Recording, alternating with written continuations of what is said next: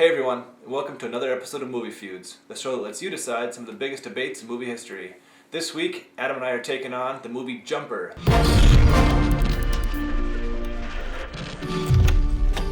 You know, you're pretty fortunate, Cory, that I'm sick this week. You might be able to run with the big dogs for once. You're referring to yourself as multiple dogs. I'm all dogs. Go to heaven. Dog Mom. Reservoir Dogs. Wag the Dog. Beethoven. Marmaduke. Air Bud. Are you done? Dog the Bounty Hunter.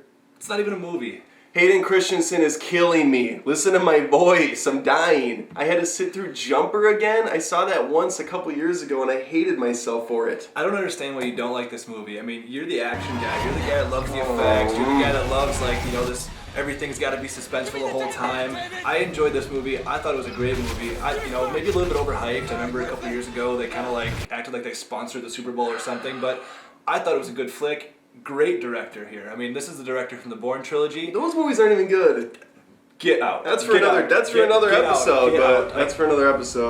Great writer here too. The same writer, David S. Goyer, who wrote The Dark Knight. He also wrote Batman Begins. He wrote the Blade trilogy. He directed Blade 3. Fantastic movie. And he wrote and directed The Invisible. My lord, that was bad. He's a writer. He's a great writer. He's hit and miss. This is a good movie from him. This movie's miss. Let's start with the cast here. First of all, you've got Hayden Christensen, who plays David throughout the entire movie.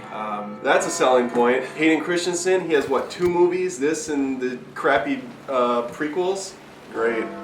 Don't forget Life is a House. Nobody saw that movie. I saw that movie, and I loved it. Exactly. You've got Samuel L. Jackson, who plays Roland, one of the Paladins. Samuel, I do anything for a paycheck Jackson? There's not a movie he's not in.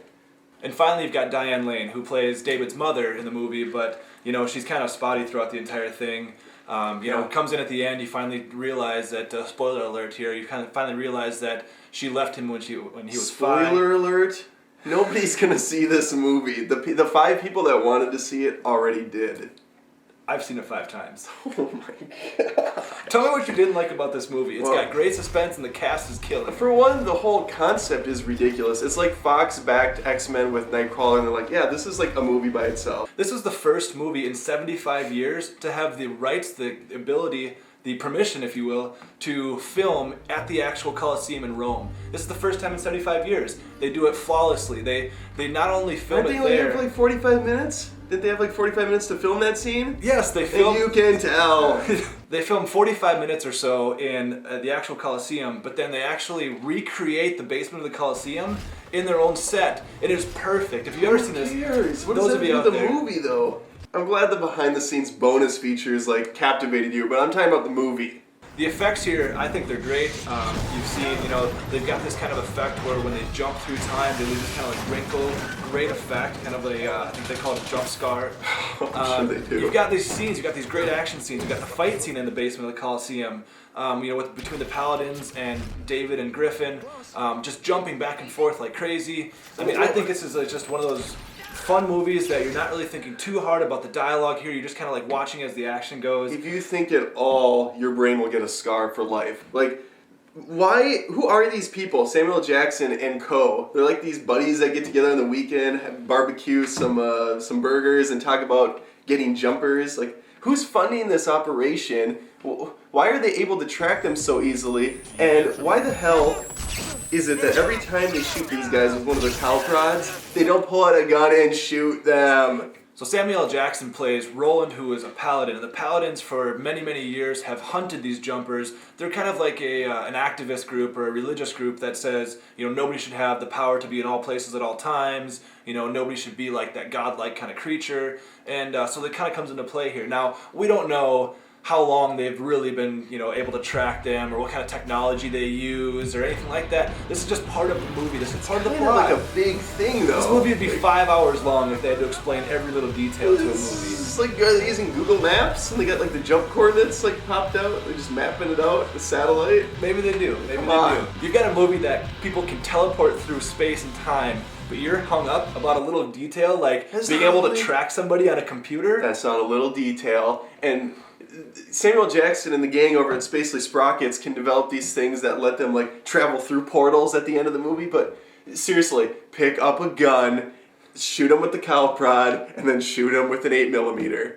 There's fight scenes where they'll puddle jump out of the scene and come back with a bus, and for some reason Samuel Jackson's just chilling there waiting for him. Like, it takes time for these guys to hijack a vehicle and puddle jump back. What's going on? He's not driving it from Tokyo back to Egypt. He's still got to get You can in jump there. anything that moves. What you didn't ask, and one thing that I questioned as well, is that what happened to all the people that were on that bus? It just comes flying through space and runs over into Samuel Jackson, but that's not the point. The point here is that this is another great example of a good effect in the movie. And you kind of, as you're watching the movie, you kind of get lost in all these effects. You get lost in this great action, and you don't have time to point out like every little detail that you're talking about. I think the greatest effect was that Fox could get anybody into the theater. And I was lost, but it was by the story and everything on the screen. The action was all over the place. Towards the final act of the movie, David's mom is a jumper, we find out. What the hell? Did David S. Goyer even try anymore? His mom left him when he was 5. You know, she kind of wanted to protect him from this life that she went through. She knows all the paladins are out there trying to, go and capture them. And she thought that maybe he wasn't a jumper. Maybe he just was better off, not knowing what that whole lifestyle was like. But really worked out well. Really worked out well. Well, later on in the movie, you find out, she comes back. She tells him to get out, not really knowing, he's kind of scantered, not really knowing what to think here. But at the end of the movie, we find scantered. I think I just made that up. It was a dumb plot point, and we'll just leave it at that. We both said our points, but now it's time for you to say yours. So leave us a comment below, or if you're watching this on YouTube, leave a comment there, and we'll respond. But we want you to know that we've been seeing and responding to all your comments, and we really appreciate the support so far. But if you can, and if you're around Facebook or Twitter, you can find us, do a little search for Movie Feuds on Facebook, or you can find us on Twitter at twitter.com/moviefeuds. That was great. Berenstain barely made it through this review. I might be dead by next week. And next week we'll be casting for another co-host. So if you know anybody out there, maybe yourself, who wants to be sitting in Adam's chair, I wouldn't if I were you, leave us a comment. Just comment everything. Comment everything. Just comment about this Argyle shirt he's got on. There are always consequences. Until next time, I'm Movie Feuds.